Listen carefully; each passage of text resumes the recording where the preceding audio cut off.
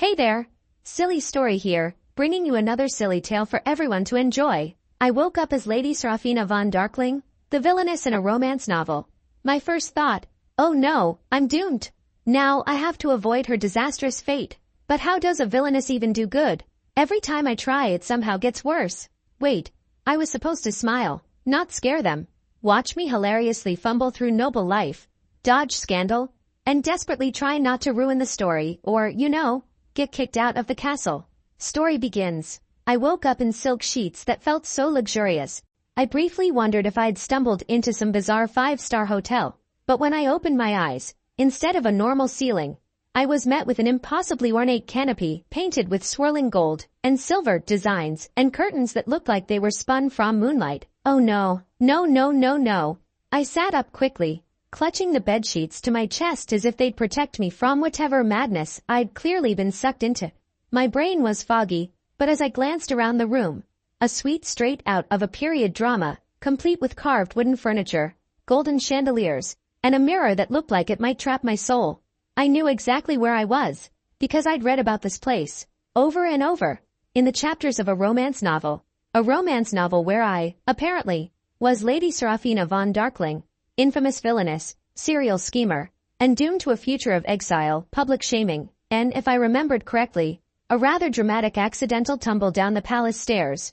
Great, I muttered, rubbing my temples. Of all the characters in all the books, I end up as the evil one who can't keep her hands off the Duke. I threw off the covers and tried to stand, only to find myself wobbling on two very unsteady legs. My reflection in the massive gilded mirror caught my eye, and I stilled. There she was, Lady Seraphina, all sharp cheekbones, cold beauty, and the kind of light hair that glistened like it was actively planning revenge. She looked breathtakingly evil, and I, in the body of Lady Seraphina, was officially, unquestionably doomed. A knock sounded at the door, and I froze. Lady Seraphina, breakfast is prepared, came a soft, almost trembling voice from the other side. Shall I send it up to your chambers? My mind raced. How did I respond? I didn't know this person. What was Seraphina even like in the mornings? Did she shout? Demand coffee? Threaten to set things on fire if her eggs weren't sunny side up? I cleared my throat, trying to sound calm. Yes. Breakfast would be lovely. Thank you, good person. A pause. Good person, my lady? Servant. Good servant. Yes, please, bring the food here. At once. There was a long silence, during which I mentally facepalmed. Then the voice answered in a bewildered tone. As you wish, my lady. The footsteps retreated, and I slumped onto the edge of the bed, trying to collect myself. Okay, I muttered to my reflection. You're Lady Seraphina von Darkling, which means you're the villainess of this novel. A villainess who spent most of her days tormenting the sweet and lovely heroine, Lady Amelia, in increasingly evil ways just to keep her away from the Duke. And in the end, what did that get you? A one-way ticket down the stairs. I stared at my reflection, eyes wide, realizing just how much trouble I was in. Think, redemption arc. That's what I need. A nice, clean, wholesome redemption arc. But before I could come up with a plan to secure said arc, the door swung open, and in came breakfast, a platter loaded with golden toast, eggs arranged in delicate spirals, and a suspiciously large bowl of figs. My lady-in-waiting, a young woman with a weary expression and an impressively tight bun, placed it on the table without looking at me directly. Thank you, I said, trying to inject some warmth into my voice. I probably overdid it because she dropped a spoon and looked at me as if I'd just sung a love ballad. My lady? She asked, blinking. Yes. Thank you, Eliza. I hope that was her name. Yes, my lady, she answered, surprised.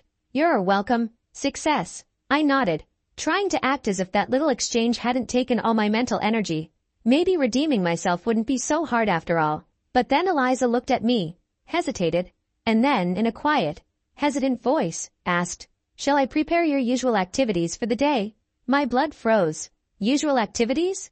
That sounded ominous. What did Lady Seraphina do all day? Scowl at people? Plot minor arson? Practice her glares in the mirror? Yes, I said, waving a hand like I knew exactly what I was talking about. My, usual activities. But, less, menacingly. Maybe some. Charitable gestures? Charitable gestures?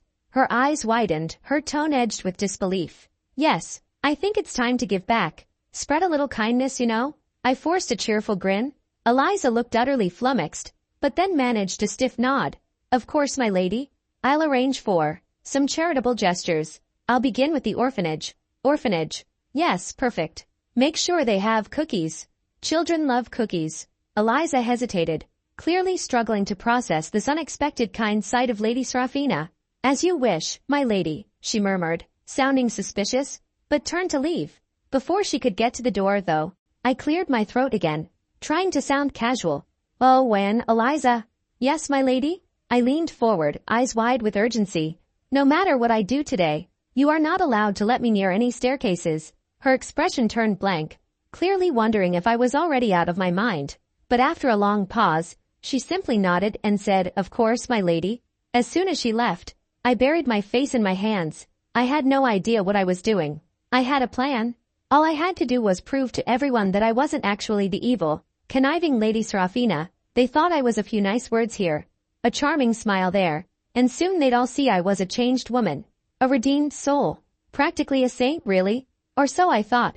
My first victim, recipient of goodwill, was the head maid, Margaret.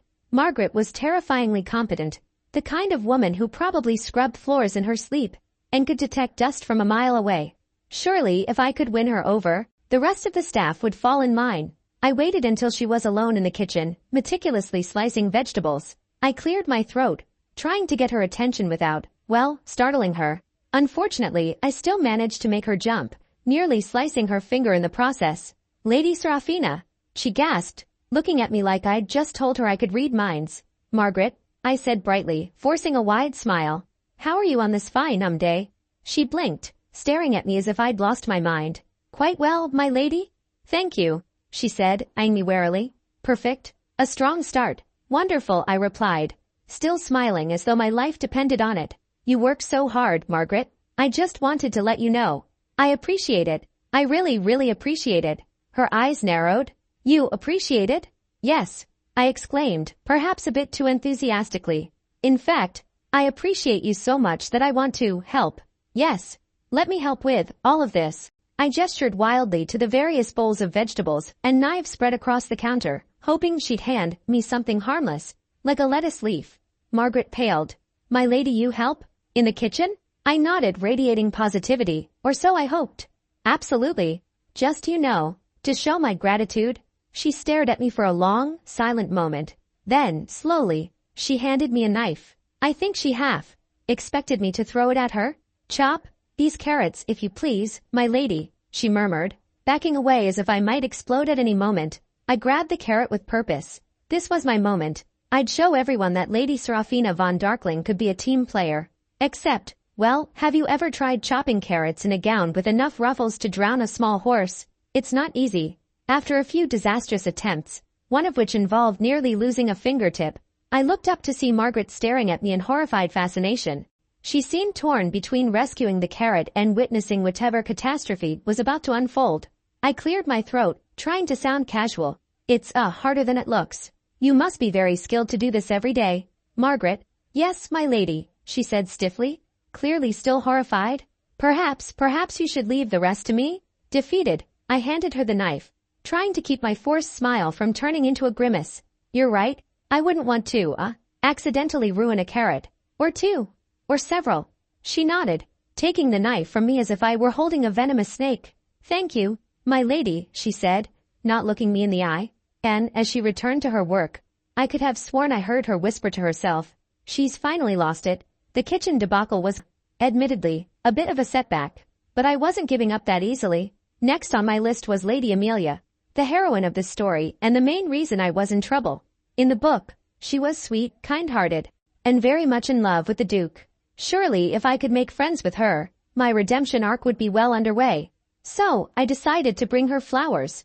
Nice, friendly flowers. I strolled into the gardens and picked the best roses I could find, only slightly pricking my fingers on their very thorny stems. I managed to arrange them in a somewhat respectable bouquet before making my way to Amelia's quarters.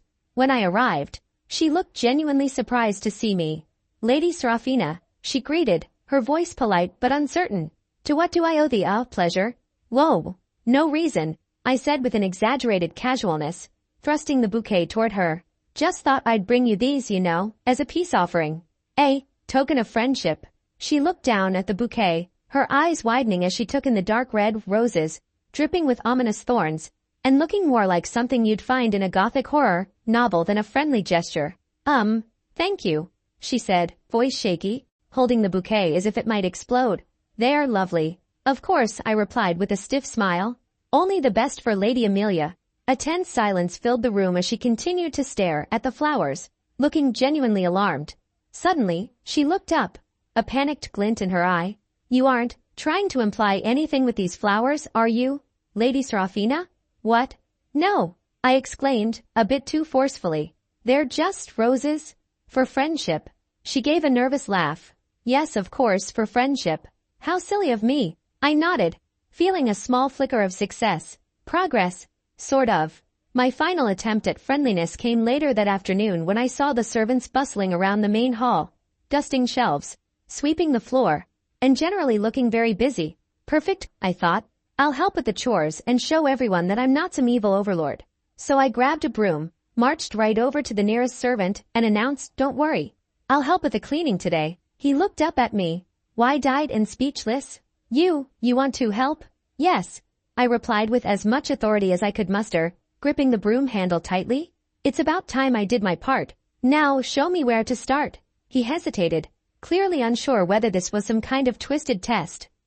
You can sweep over there, my lady, he finally managed, pointing to a corner of the hall. I nodded, getting to work with great enthusiasm. I had barely swept 2 feet before I realized I had no idea what I was doing. I was kicking up more dust than I was actually cleaning, and after a few minutes, I was coughing and sneezing like a madwoman.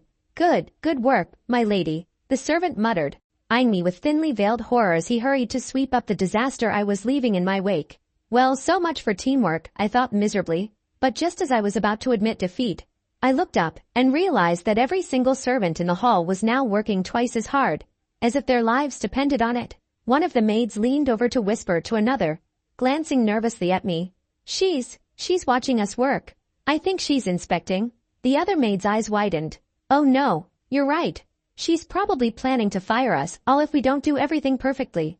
And just like that, every servant within sight was suddenly cleaning like their very souls were at stake. They polished, dusted, and scrubbed at a speed I didn't know was humanly possible.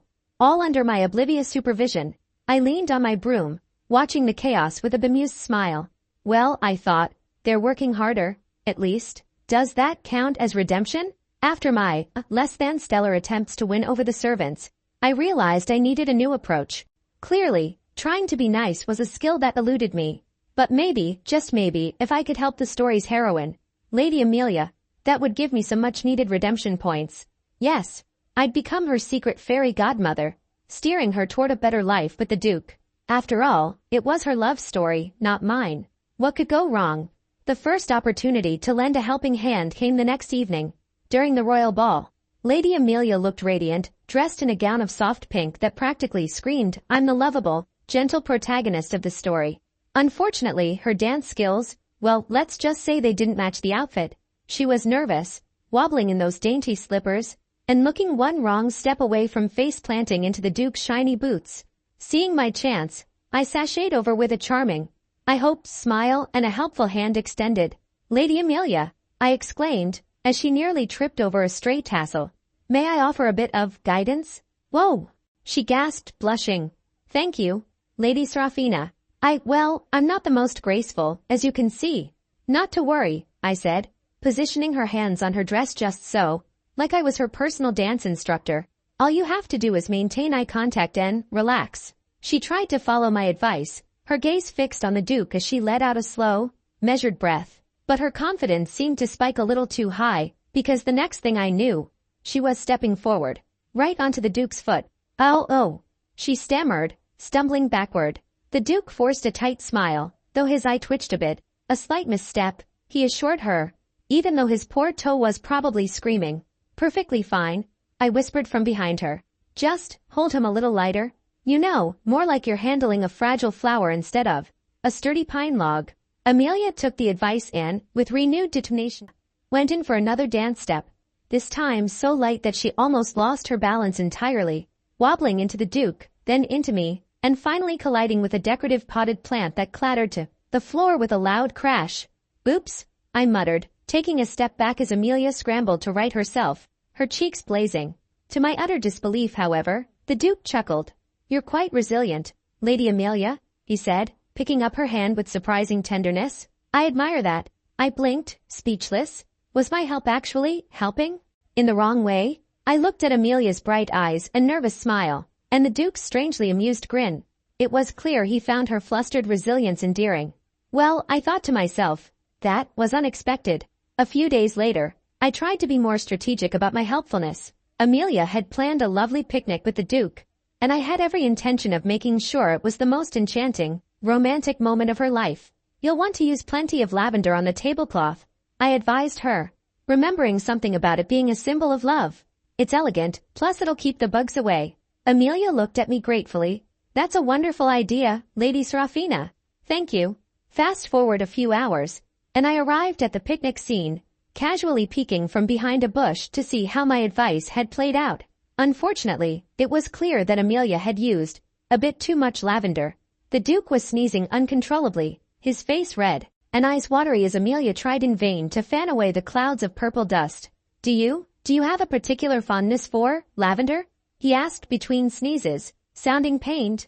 Oh, well, it's supposed to keep the bugs away, Amelia stammered, looking horrified as the Duke's sneezes escalated to a full-on allergy attack. Despite the fiasco, she bravely pushed through, trying to keep their conversation going, even as the Duke continued to sneeze. Resilience, I thought in mild shock.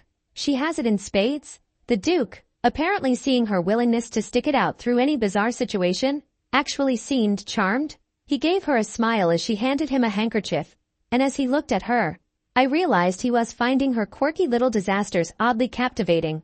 Well, this is clearly backfiring in a very strange way. The final straw came that evening when, determined to seem friendly, I complimented the Duke in front of Amelia, hoping to come off as an approachable confidant. The Duke, I said, trying to sound casual, is, well, he's very, consistent. Amelia, sensing I was trying to be sincere, smiled politely. Yes, he's very dependable. Indeed, I replied, choosing my words carefully. He always has that serious, contemplative look on his face, like he's solving the world's problems, or just wondering where he put his keys. Amelia let out a small giggle, covering her mouth in shock at her own reaction. Emboldened by her response, I continued, leaning in as if confiding a juicy secret. And have you noticed how he wears his cape like it's attached to him? He's practically married to it. Amelia burst out laughing, the sound bright and free as the Duke turned toward us, curious. What's so amusing? He asked, eyes on Amelia, his tone surprisingly warm. Oh, it's nothing, she said, laughing again. Lady Seraphina she has such a way with words. The Duke raised an eyebrow, then looked at me, clearly misinterpreting my sarcasm for wit. He tilted his head, giving me an odd smile. You seem to have quite the keen insight, Lady Seraphina. I hadn't realized you saw me in such a unique light. I felt my cheeks heat up. Oh no, this was not part of the plan. Amelia, sensing the Duke's odd reaction, tried to explain. Lady Seraphina is just being friendly. You know, friendly in a playful way. The Duke nodded, still smiling.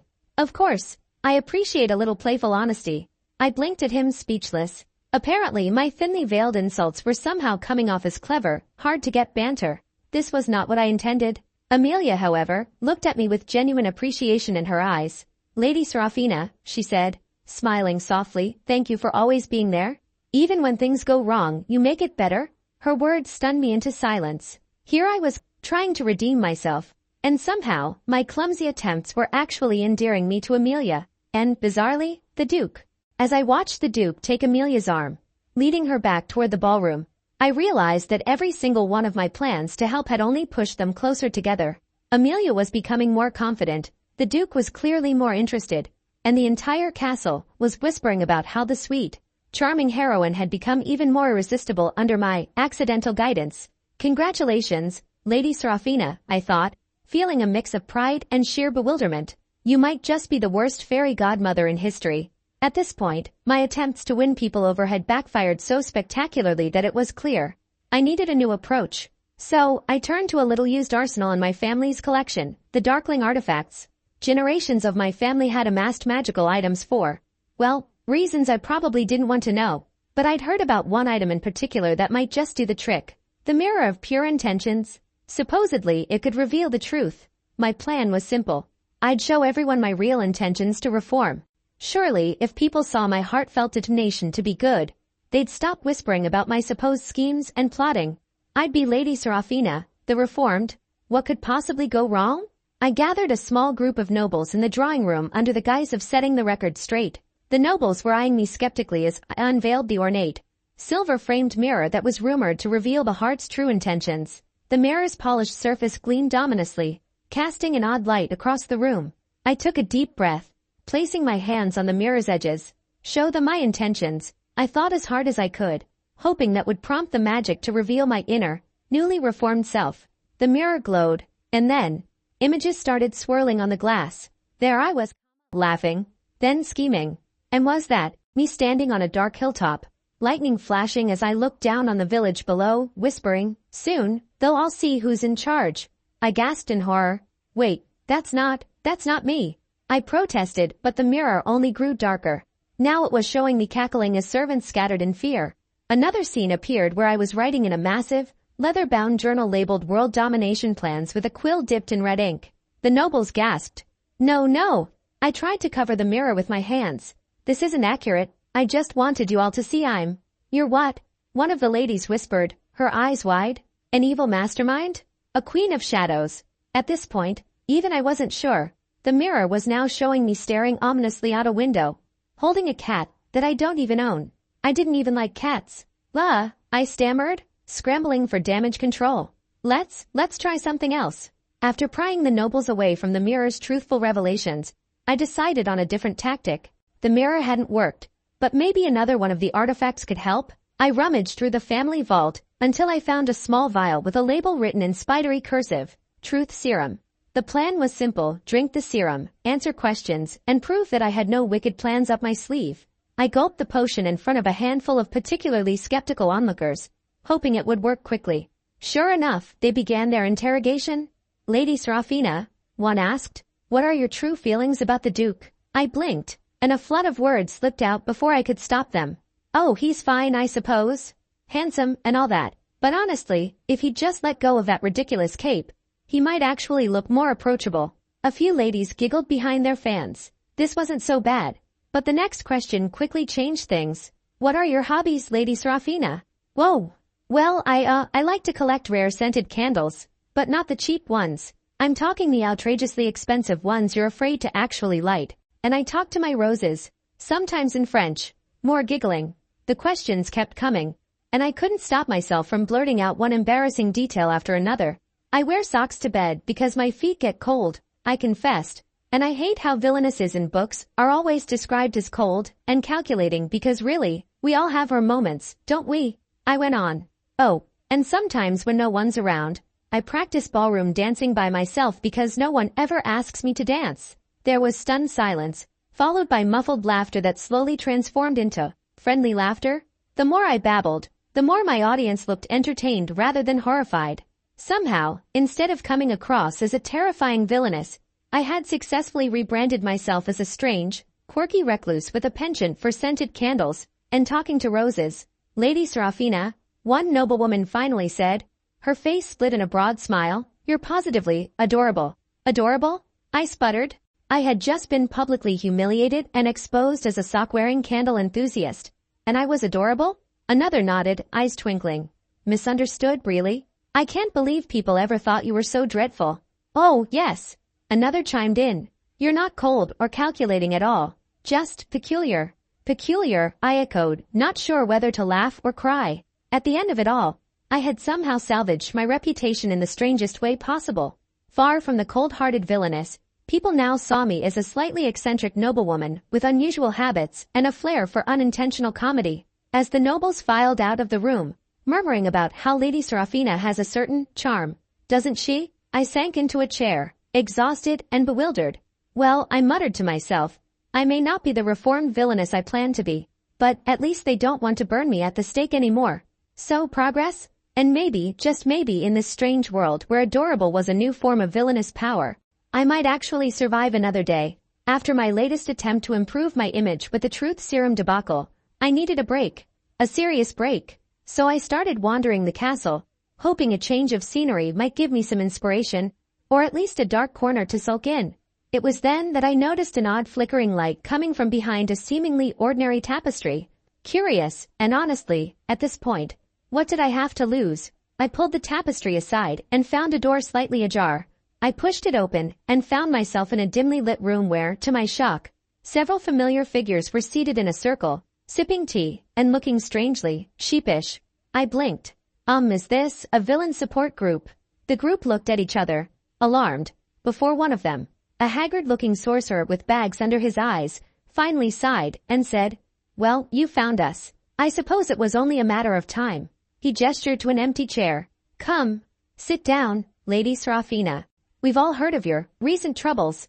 Welcome to the Misunderstood Villain Support Club." As I took a seat, I quickly realized that this wasn't exactly an assembly of dark, powerful antagonists plotting world domination. Oh no, this was a room full of people who had tried to be villains, and failed spectacularly. The sorcerer next to me introduced himself with a sigh. "Name's Mortimer the Mysterious. Not that anyone takes me seriously, of course," he muttered, rolling his eyes. "My so-called sinister spells only work on mice. Last time I tried to curse someone, all I did was give their pet rat a shiny coat of fur. Now the villagers hire me to get rid of pests." "Whoa, Morty," crooned a rival noblewoman in a feathered black hat, who looked even more dejected than I did. "You think you have problems? Every time I send cursed jewelry to my rivals, all it does is give them mild rashes. I've even heard people say it makes them look charmingly flushed." A dashing rogue at the back of the room chimed in, flipping his long hair with a sigh. "I'm Roderick, the treacherous," he said, making air quotes. "I tried sabotaging a rival knight's horse before the jousting tournament, but all I did was mix up his feed. Now everyone thinks I'm the stable hand of good luck, because his horse had extra energy." The room collectively groaned. Another villainess, a bejeweled noble named Lady Euphemia, shared her own tale of woe. "I tried making a grand entrance with enchanted mist that was supposed to roll ominously at my feet. Turns out it was scented with lavender. I'm now known as the sweet-smelling sorceress. The children come up and ask me for hugs. I couldn't help it. I burst out laughing. Here I thought my troubles were unique, but apparently, the universe had been playing this cruel comedy on all of us." The others chuckled too, the collective misery somehow making us all feel a bit lighter. "Well," I said, still wiping away tears of laughter, "what if we work together? Help each other redeem our reputations as a group?" Mortimer leaned forward, intrigued. "You mean a united front?" "Yes," I exclaimed, "the idea's tumbling out now. We'll show everyone we're not as terrible as they think. If we pool our resources, we could pull off a truly impressive gesture of goodwill." The group nodded, enthusiasm sparking as we brainstormed ideas. We'd show everyone that we were reformed. Our first attempt, putting up posters around town to announce our new commitment to helping the community. Unfortunately, no one here had any real design skills, and somehow the posters came out looking ominous. They showed our faces in shadow with the words, "We're watching you for good." We'd accidentally made them look like wanted posters, complete with our most menacing portraits. The townsfolk were utterly bewildered. Some started gathering in the square, muttering about this mysterious entertainment troupe. Before we knew it, a crowd had gathered, thinking we were some kind of traveling comedy act, eager to see what the villains would do next. Our next idea was a town help day, where we'd show up to assist with daily chores and odd jobs. But this, too, didn't exactly go as planned. Roderick, the rogue, offered to help a blacksmith polish weapons, but his usual methods of polishing involved a few dashes of glittering powder meant to attract attention to his own attire, which left all the swords shimmering. Now, the blacksmith was left with an inventory of sparkling, glitter-covered weapons. Oddly enough, some people thought it was charming, and soon the shop had an unexpected rush of customers demanding enchanted weapons. Lady Euphemia volunteered to help clean the town's well, sprinkling in some of her enchantment dust for good measure, but it ended up creating bubbles, massive ones that floated up and surrounded the whole square. Children cheered, trying to pop them, while the adults gave us bewildered looks. The crowd of townsfolk only grew larger, some clapping and some laughing as our antics escalated. A few even tossed coins, as if they thought this was all some grand performance. The Villainess entertainment troupe, they called us, believing we'd traveled here just to entertain them. Finally, one evening, as the townsfolk cheered our latest stunt, Mortimer's spell that accidentally created a swarm of sparkly mice, I found myself laughing along with the crowd. We villains had become the highlight of the town's social scene. Our strange mishaps and bungled attempts at good deeds now a source of daily entertainment. At one point, a young girl even ran up to me, clutching a handful of flowers. "Lady Seraphina, you're my favorite," she said, beaming. "You're so different." I blinked, taken aback. "Different?" She nodded eagerly. "You're like a funny princess, and everyone knows you're not really a bad guy. You're just a bit, well, clumsy." I knelt down, accepting the flowers, my heart unexpectedly warm. "Thank you, my dear," I whispered. "I'll try to keep being different." As she ran back to the crowd, I glanced at my fellow villains and realized that maybe in the strangest possible way, we'd actually succeeded. We weren't feared or despised anymore. No one took us seriously as villains, but that was perfectly fine. In fact, it was better. As we gathered for one last bow, a small voice inside me dared to hope that maybe, just maybe, I could finally stop trying to be someone I wasn't. Maybe all I really needed to be was me.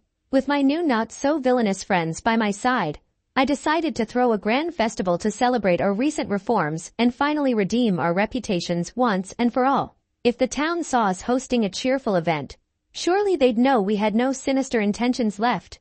This would be the moment they'd finally see me, Lady Seraphina von Darkling, as a changed woman. "Let's give them a festival they'll never forget," I announced, not knowing just how true that would be. Preparations began in a whirlwind. We had everything in place, the decorations, a grand feast, music, games, even fireworks. Thanks to Mortimer's special effects, we were determined that nothing would go wrong. Nothing. But as the crowd gathered, things began to unravel. First, the food. I'd made the mistake of insisting on an old family recipe for the main dish, Darkling Delight Stew. It was a hearty recipe, sure, but no one had mentioned that hearty was really just code for impossible to chew. As guests took their first bites, polite smiles quickly turned into looks of horror as they struggled to choke down the stew's rock-like potatoes and questionable chunks of meat. I smiled confidently at the crowd, holding up my own bowl of stew.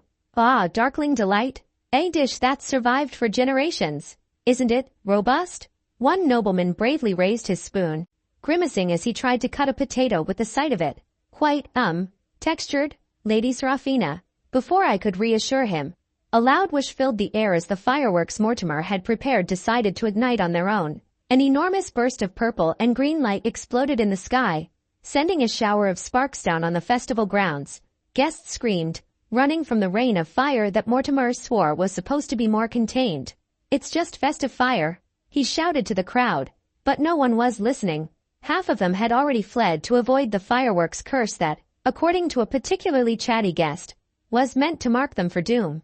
"All right," I muttered to myself, fanning away smoke, and trying not to panic. "There's still the speech." I climbed onto the stage, desperate to salvage what little of my reputation I still had. Clearing my throat, I took a deep breath and began.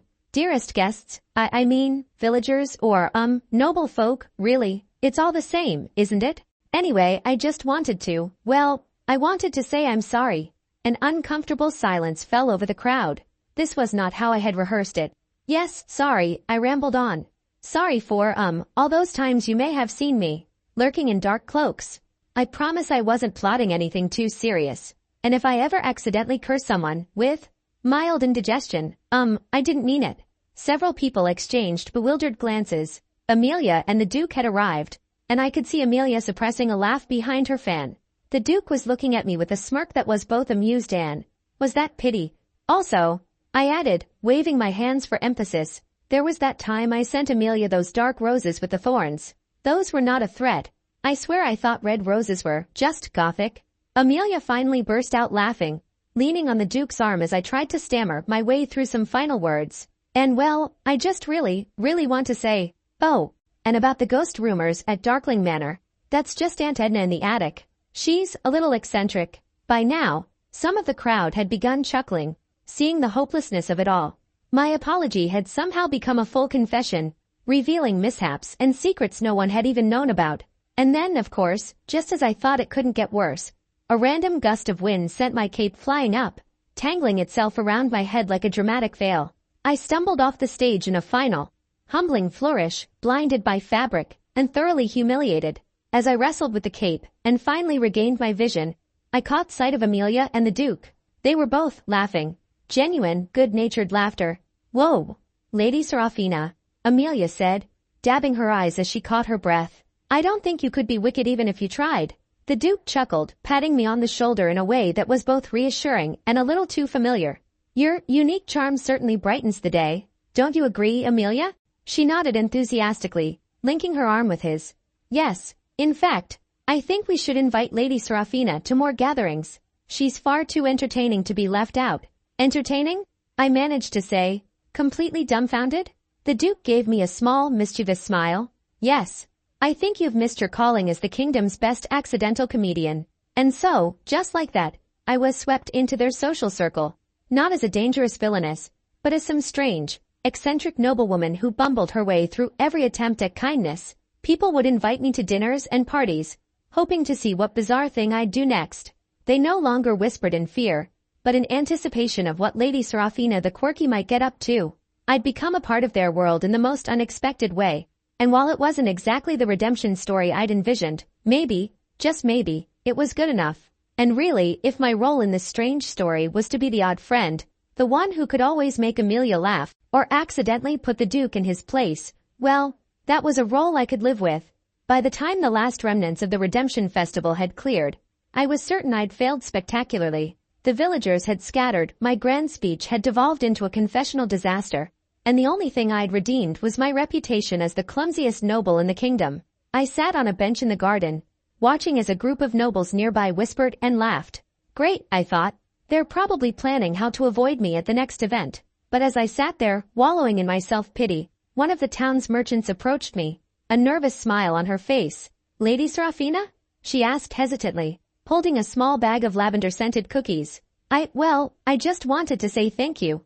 I blinked, certain she must be speaking to someone else. You want to thank me? Yes, well, she said, blushing slightly. Everyone always acts so proper, you know. But you're honest. It's refreshing. A little odd, maybe, but at least you say what's on your mind. I stared at her, stunned. Refreshing? Me? Before I could say anything, one of the noblemen I'd overheard laughing earlier wandered over and cleared his throat awkwardly. Lady Seraphina, I was wondering if you could, help me with something? He said, wringing his hands nervously. You see, there's this girl, and I've tried all the usual tactics, flowers, gifts, carefully worded letters, but nothing works. And well, I noticed how you, handled your speech, and I thought maybe a bit of honesty would help. I nearly choked. He was asking me for romantic advice? Well, I stammered, feeling panic rise. You could try, being blunt. Just say, hey, I like you, and I'll be lurking around until you say yes. Works like a charm or, maybe not exactly a charm. But to my surprise, he nodded, as though this were sage wisdom. Thank you, Lady Seraphina. I'll try it right away. As he walked off, I found myself accosted by yet another noblewoman, asking me for my insights on how to approach her more intimidating relatives. Oh, it's simple, I said, trying to be helpful. Start with something shocking. Tell them they look tired or ask if they're feeling well. That usually throws people off their guard. She thanked me with a delighted grin, running off to deliver my accidentally terrible advice. Over the next few weeks, I became, well, unexpectedly popular, not for my reformed villain attempt, but for my sheer inability to be anything but my clumsy, well-meaning self. People saw me as a sort of anti-villain, quirky, refreshingly blunt, and mildly dangerous only to myself. At a ball, I overheard a group of noblewomen referring to me as Our Lady Seraphina, a title normally reserved for beloved figures, and I didn't miss the chorus of good-naturedly odd and endearingly unusual either.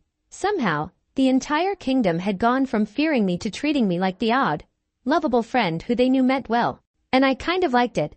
Lady Seraphina's life tips. At long last, I was officially known not as the Villainess, but as the kingdom's unofficial, peculiar advisor.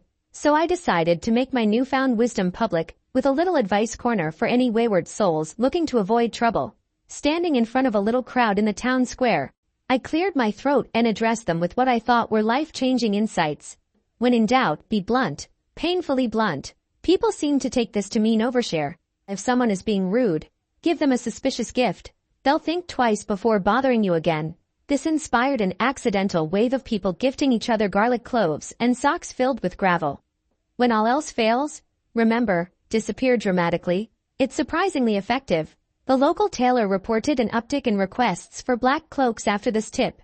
And so, with my terrible advice and new position as the kingdom's unintentional source of comedic wisdom, I realized I had done it. I had avoided my dark fate, redeemed myself, in the strangest possible way, and found my place, not as a villain, not quite as a hero, but as Lady Seraphina, the kingdom's very own peculiar anti-villain. As I looked over the smiling faces of my new friends and admirers, I couldn't help but feel a warm glow of happiness. I might not have been what they'd expected, but maybe, just maybe, I was exactly what they needed. And who knew? Maybe I'd even find a way to keep myself out of trouble. Thanks for listening. Make sure to visit our YouTube channel. If you enjoyed this, show some love by hitting like, sharing it with someone you know, and subscribing so you can be part of this channel's journey. See you again for another silly story.